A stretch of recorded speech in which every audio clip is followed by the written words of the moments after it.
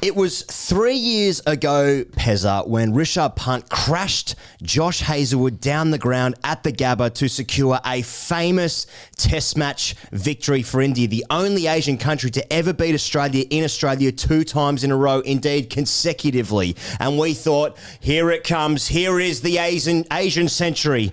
And since then, nothing has really happened. They didn't even make the finals in the 2020 T20 World Cup that year. They didn't win series in South Africa or in England. They lost the 2023 T20 World Cup by 10 wickets to England in the semi-final. They lost their own home ODI World Cup. And then we have England. The greatest test team that has ever existed, that are currently 7th out of 9 in the World Test Championship table. Now, but Pezza, why is this test series so tantalizing, despite these things, despite no one really winning shit, but it's so tantalizing, you know? Mate, well said. It's tantalizing because it is dripping in themes. It is positively dropping off this table. It's soaked. It is fucking soaked. It's like a soggy sayo in themes in a club dressing room. That's exactly what it's like. That's the image in my head. It's a soggy sayo. I get a sayo biscuit. Yeah. And that. Anyway, sorry. Yeah. Getting off track there. Had a guy at our club who owned a greyhound called Extreme Bukkake. That's neither here nor there. Just want to let you know that was the thing that happened. Thanks. Romance versus ruthlessness. Old money versus new money. Bombing with the broom versus revs and raggers. Moral relativism. England's rapacity of England's rapacity of India from 1700 to 1850. Inclusive. The cult of Bazball versus the cult of Crymore. I mean, this is 5 tests of this shit. Yeah. And the Aussies are there with feet up. Yeah. I don't... Against the Windies. We have 2 teams scaling their own heights. In India, you have a team of such enriched resource that the expectation now is that they win everything. Right, so exactly. when it doesn't happen, there is frustration on the home front and relief away. Heady g'day. Might have to take that down for this series. Yeah, maybe. I don't know. And for England, they're building their own narrative as well, where you can have books written about certain periods of good results and yet no appearance at the actual final of the World Test Championship, which is actually a result of the way it's actually skewed. And or just drawing a home Ashes series. Yeah. Now, look, exactly. it's all very negative, but at the same time, I feel like this series is governed by fear, which is a great element of cricket.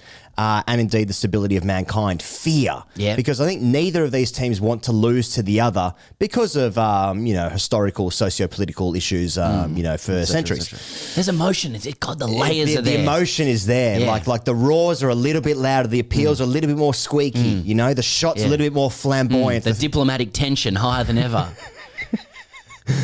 The existence of the code, at stake. Exactly.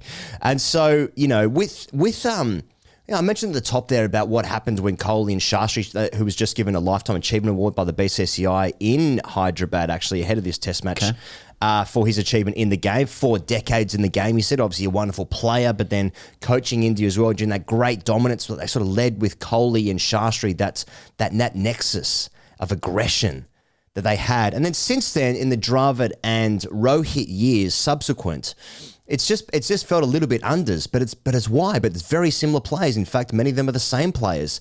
And so it has been unders, but the fear right now, after such a low of that, what happened in the World Cup at Ahmedabad there, that what would happen if they lost to England? Like the ultimate enemy. Like obviously everyone wants to beat Australia because again, we were, coats for several years.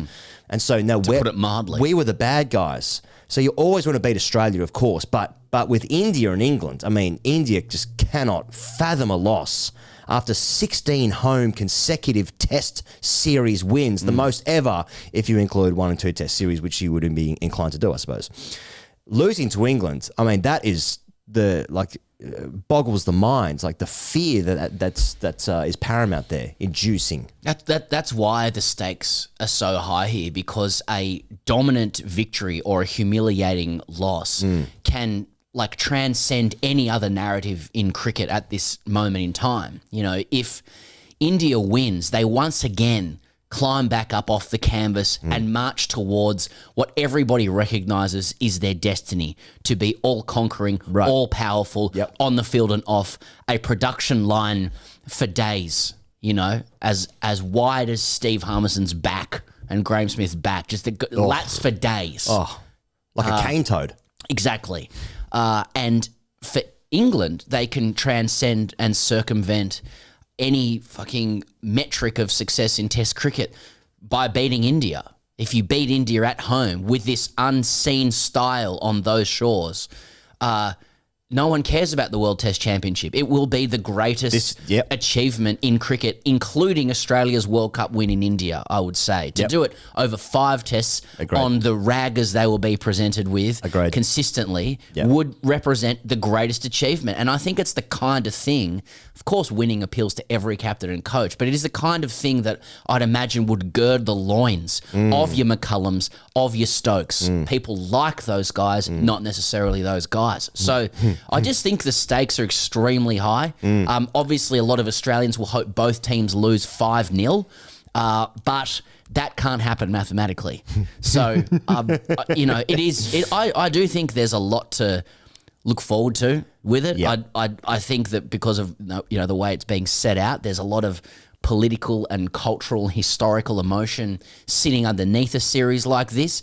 There's a lot of tension vis-a-vis the direction of the game as a whole. England representing the legacy and the tradition, India representing the vision for the future. Both countries have different ways of doing things, you know, to put it mildly, and there is a wrestle going on for presumed superiority and power over that, not least online. No one cares about the World Test Championship final until 2 days before it starts. Yes. Let's make that clear. And you overcome the jet lag having just come from the IPL. If England somehow managed to win this series, it's, as you say, in my opinion as well, the greatest Test series win of all time, given what India's done. Okay, yeah. Certainly in recent living memory. But in my memory, because what happened beforehand is abstract and doesn't exist, and it may not exist. It may be Truman. So Ripple and the Matrix kind of gear. But at the same time, somehow if England get walloped in this series 5-0, then they will basically be completely eliminated from even making it to the World Test Championship final, because at that point they would have played 10 games and won 2, and then to get your percentage up over the next. I mean, they are playing 17 tests this year, so there is a chance. Plus their home series are easier with West Indies and Sri Lanka, I think it is. But in which case, World Test Championship won't matter as well, and probably some things will be done at the MCC level. And it is amazing that, like, despite the success and the turnaround after, you know, winning 1 from 17, then recently 13 from 18, they would still be in the doldrums in their performances on Test cricket. Anyway, so the stakes feel so high, and India, of course, like India, their next challenge, like they'll expect to win this series because it's at home. Players are playing, good record there, etc. Their next challenge, of course, will be the Border-Gavaskar series in Australia. Can they do a three-peat over Australia? But if they cannot do that, they will likely find themselves again a third chance at a World Test Championship Lollipop Trophy. And it would likely be against Australia again, even though it's 18 months away. But it's still another chance to win something, maybe. So it's all there. It's all there, despite Test cricket not really being a thing anymore. The two teams are just looking at scaling their own mountains again. They're taking a big side, big old backpack. They've got the weight of expectation of each nation there. And we're going to see what's going to happen over 5 tests and probably 10 days of cricket. 5 tests and 5 days. So the game happens at the Rajiv Gandhi International Stadium. It's the first test in Hyderabad there. Shall we talk likely teams? Do you want to go into that? Let's point out to kick off. Virat Kohli missing the first 2 test matches owing to personal reasons, which according to the BCCI demand his presence and undivided attention. What else can you say but one wishes the best to Virat Kohli. Same goes Harry Brook, who may be coming back to the tour. Maybe. We understand that he too is leaving for personal reasons. it seems to have been suggested we're talking family matters. The television program from the late 90s, early 90s, in fact. Which was a Family very Matters. big spanner in the works that those two things would be connected. Is Steve Urkel playing? That's one for the kids. Massive outs for both teams. Far be it from me to make a comparison between both players. I'm just saying they're, middle order. They're two guys. Middle order players. Those are two guys that have played in the IPL. Indeed, Right. indeed. Not for the same team, Yep. different teams, in fact. I just to cover that off, it's understood that in terms of Virat's replacement in the squad, one of two, and I'm just quoting here, heavyweight India A performances, Rajat Patidar or Safraz Khan of Mumbai are front runners to replace Kohli. So a couple of heavyweights run scorers. They've packed them on, haven't they? They've packed them on. I'm quoting. Well, they fill their boots as They've really bulked up the run tally. Yes.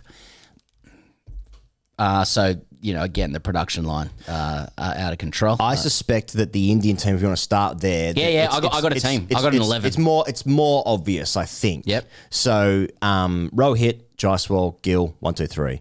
4 we're looking at 4 Shreyas then. I think KL Rahul or Shreyas, 4, 5. Do what you like. There's your 4, 5. Do whatever you want. 6 will then be KS Bharat. Will play ahead of Jurel. And then Jadeja. Does Bharat bat ahead of Jadeja? No, it might not. Yeah. Might not. So then Jadeja, Bharat, 6, 7. 6, 7. Ashwin, 8. Axar, 9. And then most likely, I think Siraj Bumrah. Yeah. 10, 11. That's most That's likely. that's the 11 I've got. I don't think Mukesh plays. I don't think Kuldeep Yadav plays. Who else is in the squad? Shami plays. I don't think he plays either. So I think that's most likely the 11 they'll go for, which is an interesting makeup. But of course, once you've got 3 all-rounding spinners in your side, that being Axar, Jadeja and Ashwin, I mean, fucking hell, that strengthens the side at home. Jesus Christ. How do you beat these guys? 3 spinners, Siraj and Bumrah up top to... If Siraj played with Harley Bowl. To sling it about. Yeah, they were... Shami and Siraj in particular were like quite devastating against Australia with that new ball for a little bit. I mean, one broke Warner's arm, and I remember the stump actually cartwheeling in the first game that kind of looked like the logo of TGC. With Warner, but, which was the game that Boys Yadav played, and he had it reversing. He picked up maybe 4 wickets. I don't know. One of the games of Australia played last year. They do have a say. Yeah. But yeah, you got 3 spinners in conducive decks.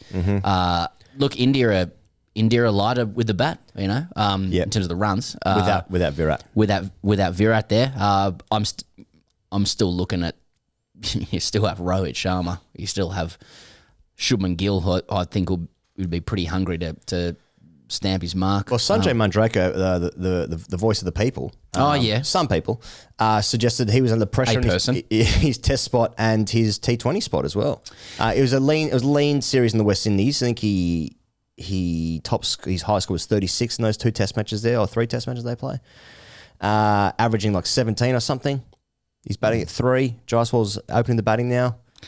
Well, they probably push Shubman to 3, don't they? Because he can do it, as opposed to Jaiswal. I mean, I'd say he's in front of him. I agree. I mean, and it took him a while to get into the World Cup. What with his dengue fever and all, and everyone else scoring 1,000 runs a game. Yes, I'm backing him. But yeah, they're like. It is funny. A Kohli-less India is lighter on. There's no revelation to that. But and there's also the entire economy of the feeling and safety he provides. The vectors, the eyes, the content feeling on Star Sports. It's more than just a guy who scores runs. It's a feeling. It's funny with those with the 3 guys, the 3 all-rounding spinners there. Like they don't need to get up for it because this is the cricket that they fucking live for, because these are the perfect conditions for them to play in. They somehow managed to score bulk runs as well. Axar Patel was, if he wasn't, he was very nearly man of the series in the series a year ago against Australia with his lower order runs. He didn't really bowl that well, particularly, but his lower order runs, he was the best batter. I think he was averaging 80 in that series. Does he bat above Ashwin, or does Ashwin? No, I think Ashwin's ahead. One of them's 9. I mean, Ashwin or Axar is 9. I mean, Ashwin's got 4 or 5 Test hundreds, so but so you can have him 7 down. I mean, India 7 down, and there's guys coming in who can score 100. But we know what the wicket's going to be. So if I'm anyone really in the top, really? Oh, yeah. we know anyone of the top 6 is going to be like, this is going to be tough work. But there's 3 guys in India that's like, Ashwin barely plays away from home. Jadeja usually gets a gig for his superior batting and fielding probably, and he's tidier bowling, and so he plays more away. But like, this is his reward for the away series, playing on these decks at home. So those guys can be so up for it. So basically 3 guys can beat 11 away players because like this is just perfectly for them, which is why the wickets are the way they are. Do you have a predicted England 11 or an 11 that you'd go with? Because it's less obvious. Yeah, so it's going to be Crawley and Duckett and Pope and Root, and then 5 will be Bairstow. Stokes will be 6. Folkes will be 7. Stokes confirmed that Folkes will play. And then it gets interesting with the bowlers. Yeah. So I had an idea, Pezza, as a spanner in the works. Yeah. I don't know if Rehan Ahmed plays. So his batting's quite good. But a leg spinner doesn't really work out that often in India. So I had the thing in mind, what about playing Dan Lawrence, who's actually Harry Brook's replacement, as an extra batter, also bowls some off spin. It's not amazing, but it's decent. Play an extra batter because then you've got Hartley, Leach, Root already bowling overs for you. So you got 3 spinners there, and then I've got Wood at Wood lone pacer. Wood lone pacer. That's something. So I think the sort of the conventional England 11 with the 3 seamers, 1 spinner plus Joe Root shouldering the load would be the top 7 that you said. Then you'd look at Robinson, Wood, Anderson, Leach. They're probably their foremost bowlers. I saw Vish, who's over there, reporting that England are considering playing, like basically not mirroring India, but playing 3 spinners and 1 seamer. Yeah. Wood being the lone seamer. Yes. Wood saying overnight that he can't see himself playing more than 3 tests, just in terms of how the body holds up over 8 weeks. But Wood being the lone seamer and playing and bringing Tom Hartley and Rehan Ahmed in for those guys. So instead of Anderson and Robinson. So then actually have 4 spinners if you include Root. Sure. Yeah. And also probably then Wood opening the bowling with Stokes if Stokes is... I think Stokes can bowl, so you're opening with a spinner. You're opening with a spinner. But apparently that's what they're considering, having looked at the deck. Mm-hmm. Now, I don't know if that's England briefing out, playing silly buggers, which I like and I welcome. I like silly buggers. And I welcome Vish being a mouthpiece for silly buggers. Yes. I don't know why. It just sounds funny to say. Mm-hmm. But it's funny, it's hard to predict the England 11 because they will just be looking at a deck going like, well, what's this going to do? See, that's why I picked Lawrence in my like, I don't know if I'd seriously do that, but I'll just have a look at it just because an extra batter might help them, given that I don't see how, I think Root is going to be as an important bowler as Leach will be. So Leach and Root are their 2 best spinners. Hartley adds something, but then if you have Rehan Ahmed as well, 4 spinners and a seamer, seems too much. So I think like if you can't get the work done with 3 spinners, 4 is probably unlikely. I think depends. This is why it's going to be so interesting because Stokes will surely be licking his chops at the opportunity to bring his so personally, when I watched the Ashes, I found the way a lot of people would focus on the disparity in the aggression of England's batting to what the norm is. But I found the way he captained his bowlers really compelling and really interesting, the way he used fields. It got a little bit grim from both sides when they just started bumping the shit out of guys. Mm-hmm. But the field settings that he uses and, India's great advantage over England in terms of statistics, looking at both teams, is India's proven record of taking 20 wickets with no issues. Yep. Opposition struggle to take 20 wickets against India unless they're assisted, bulk by the deck. Mm-hmm. So I'm not sure, I've got no idea how, I don't know how much you can rely on Root as a frontline spinner. I think Leach is going to be shouldering a lot and there's going to be a lot of pressure on him then. I presume India will try and hit him out of the attack and all that kind of thing. But I suppose what I'm also thinking is that if England's seriously considering playing 1 quick, and that's a quick who can't really bowl long spells, he can't do any donkey work really, Mark Wood. Should get 90 overs in the day though. Well, they may be going, this is going to be a shootout. It's going to be a crapshoot. Right. But, again, it could be silly buggers through the mouthpiece of Vish. All of it tantalising. It is. And what Stokes, so to my point, Stokes may just say, look, Ryan Ahmed and Tom Hartley are a more effective bankrolling path to 20 wickets than Ollie Robinson and Jimmy Anderson, which would suggest an assessment of the deck being pretty ragging. Well, I was listening to Nasser and Mike Atherton talk, and Nasser, I agree with him, is like you basically want to get the right amount of spin because India's spinners are obviously far superior to England spinners. But if you take it too far and make it a shootout, then everyone's in the game. Every single ball's an event as well. So that's taking it too far. Like, how the fuck do you prepare a pitch where it spins just enough. but also like stays together to assist your spinners just a little bit more through better skill and execution of India's spinners than England spinners?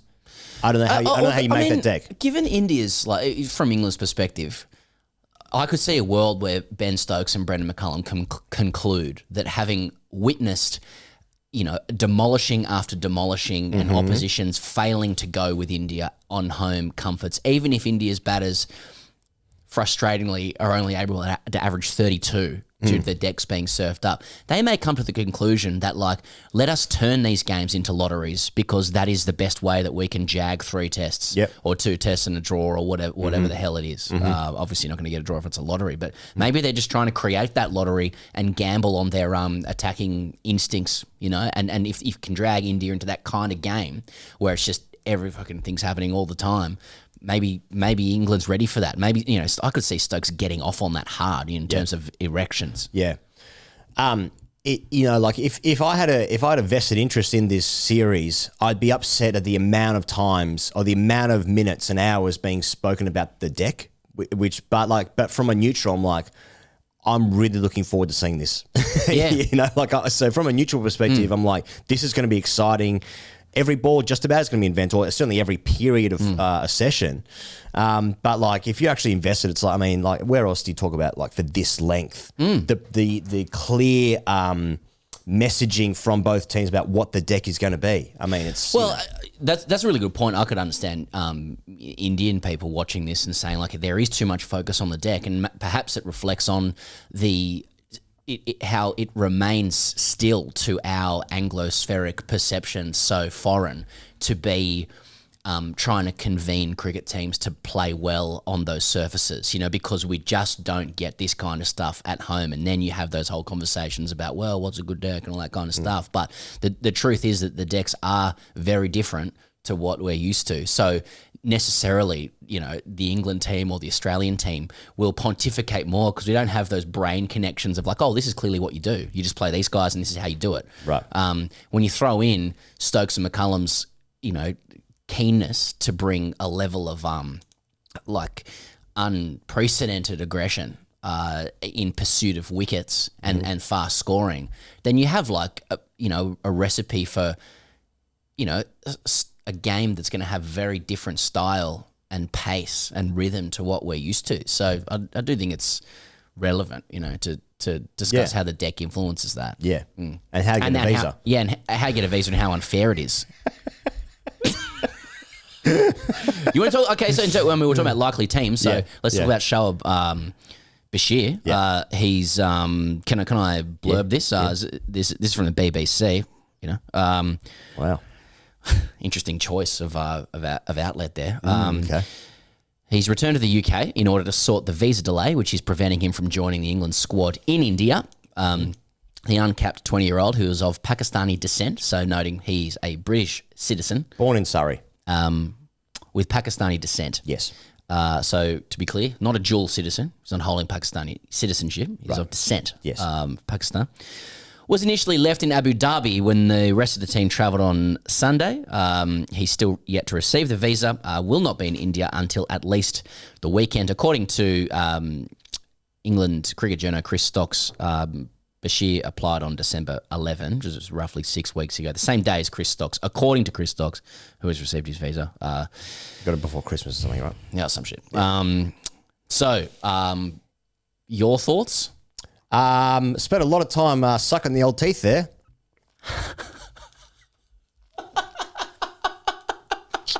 Okay. What was that? Need to go to the dentist? Australia saw this last year with Uzun Khawaja, who was born in Islamabad. Islamabad. I was going to say Karachi. He was born in Islamabad. And another case would be in the squad is Rehan Ahmed, who is also from Pakistani descent, I think. But but he had already applied for a visa during the World Cup because he was like one of the backup bowlers for England, so he already had his. I see. Yeah. We've seen this many times with this. I mean, what I find amazing. Did he have an issue back then in the World Cup when he did it? Well, I think it was like it didn't really come to pass because he wasn't required for a start. But he got over there. He got over. So I'm not sure if he got over there, but he was given his visa anyway. Right. But he was on call basically back in England. Okay. So but he didn't have any. But he received delay. No. Right. But that's probably relevant. So I mean, what I find amazing with this is like how many people would have direct contacts for someone to sort this out, and it's still taking this long to the point where now he's like flown back to England to expedite the process. I mean, they would have a contact to sort out the visa issue.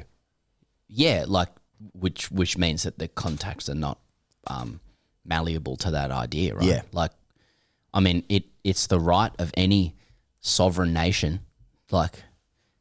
To do this, but it's quite clearly like exercised for strategic, optics-driven, presumably domestic ends. Like I can only guess from our studio in South Melbourne, pontificating from on high, that the idea with when these things happen, because we're talking like Saqib Mahmood, Usman Khawaja, Moeen Ali, is to signal to the masses that India will flex its strength when it comes to any Pakistan or Pakistan adjacent person. It's the thing that I find, like, just from my perspective, which is not worth much, and I'm sure this will come out in the comments as well, but like it's ostensibly a security posture that we are meant to see. Right? Except that, like, to my mind, from the outside, it has the reverse effect of it actually portrays a type of insecurity, to me. That's what it looks like to me. Like it appears to happen to any cricketer of Pakistan heritage. It comes across as staged, preordained, like a petty kind of theatre where like a security guard before you're trying to get into a club. It's just like, saying, no, you'll come in when I say so. It may not necessarily be an issue with you, but I'm just letting you and signalling to everybody that you will wait. Same thing with the Pakistan team in this T20, in the ODI World Cup, where they got their visas very late, maybe like 2 days before the tournament started. Same thing. So there can be no doubt that these aren't questions of like some sort of organisational failure. It's a pattern, like organisational failure at like England's end. Like let's disabuse that idea and just own the idea that it's. He should have applied for one earlier. they knew this was coming. Yeah, they knew the tour was coming up. 5 tests. I've always felt there was a far quicker way of sorting this out. As Michael Vaughan suggested, get Moeen on the phone and ask Shoaib if he's a terrorist. Yeah. Okay. Yeah. What about this? What about the 3 on-field? What about the 3 commentators commentating at the time? They get to decide. They vote. Yeah, they vote. Yeah. So it's Harsha, it's Ravi Shastri, and Mark Howard. Yes, I like that. This is actually a question from one of our patrons, not the official asktgc. This is from a non-Qantas baggage handler who says, is it possible that England had planned this all along, picking a 13th man to mix drinks with Pakistani heritage, knowing that Jay Shah wouldn't give him a visa, and using that to get the moral series win?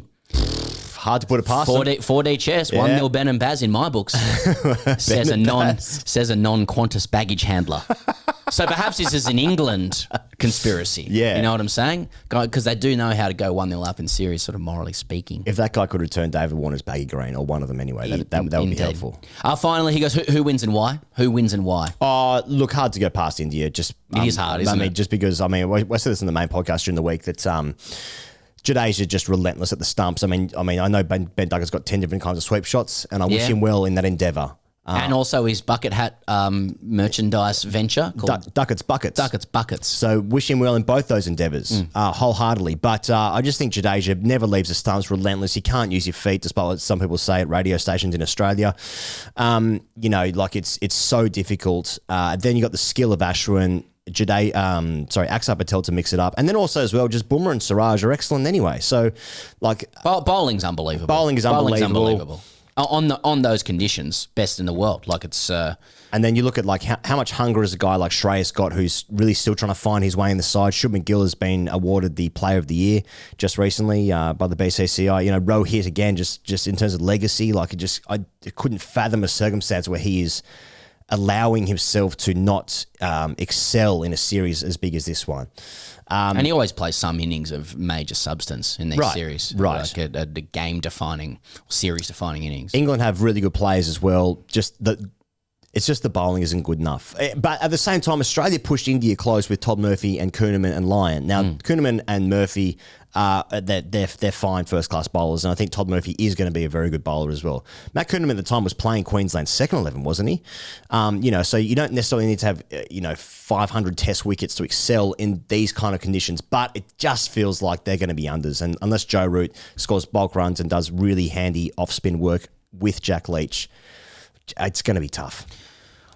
Like, you can't actually predict England with any kind of rationality. No, not at all. If there's any gun to your family members' heads, you just can't predict. You can't Stokes predict could do England. something wild. But because of the way they play, it does open the possibility of something remarkable happening. Which is a credit to the way England plays its cricket. And from a purist's perspective, it is fascinating. It will be fascinating to see if there is a different style of play that can unsettle and pressurise India, who have shown themselves in a cricketing sense to be rather combustible under pressure. That's a fact. That can be proven.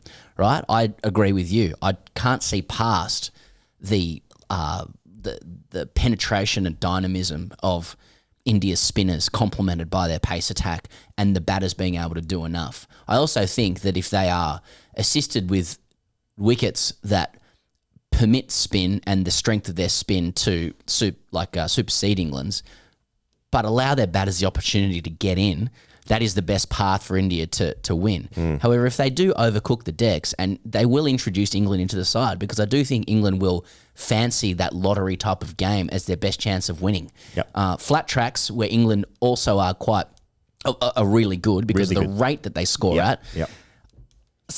India can score hundreds off their dick on flat tracks as well. Yep. So, I'd like it.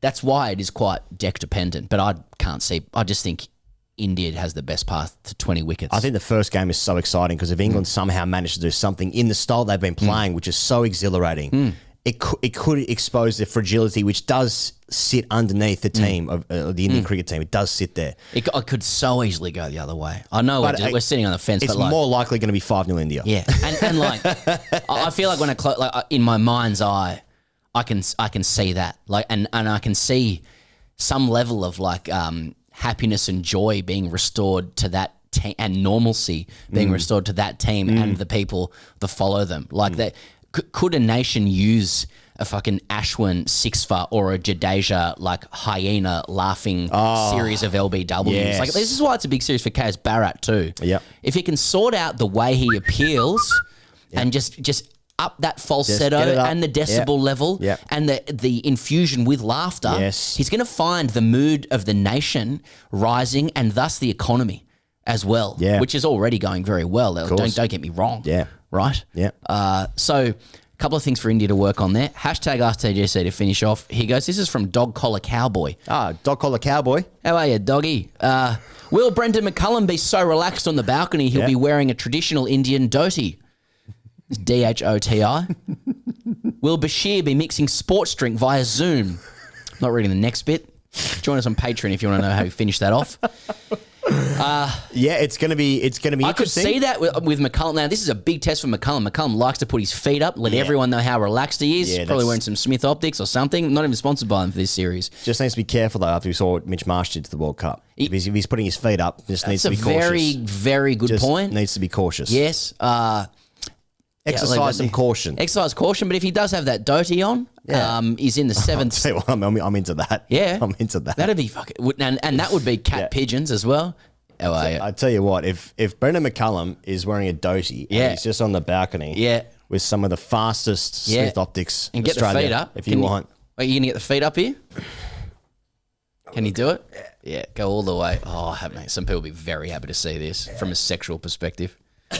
Now, have a look at that. You know what? England's 90-7, but I'm fucking relaxed. He's got he's got the doty. No dramas, boys. Mate. No dramas. And you know, from a Hindu perspective, Dhyana, it's one of the 8 limbs of classical yoga. Yeah. The penultimate limb, as you know, leading seventh. It's the seventh limb, leading to self-absorption. In some scriptures, it's considered synonymous with self-absorption. That's So in some, not all. So Dhyana, McCullum, in the doty, yes, with the shades, feet up. Now we're talking about some aesthetics. You can catch TGC on YouTube after every day's play, after the final ball of the day. We're not going to wait till the next morning. It's going to be after the final ball of the day. And why don't you subscribe? Why don't you subscribe to our YouTube channel if you wanna come back? Because lots of you left after the World Cup, but we thought you might come back once India did something good. We both had a stroke. We were so happy. Yeah, come back, click subscribe. See you later.